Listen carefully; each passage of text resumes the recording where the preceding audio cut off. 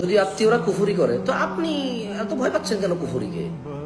5 ওয়াক্ত নামাজ পড়বেন, নামাজের পরে তাসবিহ তাহলিলগুলো করবেন, জিকির আজকার করবেন, আয়াতুল কুরসি পড়বেন, সকাল সন্ধ্যা জিকির করবেন। আত্মীয় স্বজন না, পুরো পৃথিবীর সব মানুষ একসাথে হয়ে ধরেন কুফরি করা শুরু করলো।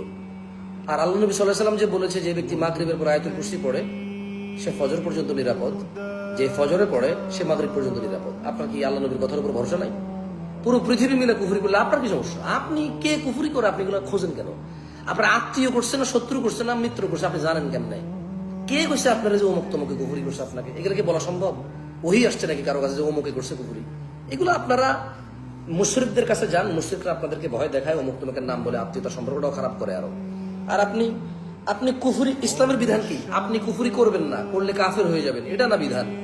কে কুফরি করলো না করলো এগুলো দেখার বিষয় আছে আপনার। আপনি 5 ওয়াক্ত নামাজ পড়বেন, সকাল সন্ধ্যা জিকির আজকার করবেন, হারাম থেকে বেঁচে থাকবেন, অশ্লীলতা থেকে বেঁচে থাকবেন। আপনি কুফুরি, জাদু, টোনা, কালা, সাদা, নীল, লাল, একবার বিষাক্ত কালা, আলকাতরার মতো কালা কিছু করলে আপনার কি আসা যায়? আল্লাহ আপনাকে নিরাপত্তা দিতে অঙ্গীকার করেছে না? আপনি সকাল সন্ধ্যা জিকির করবেন।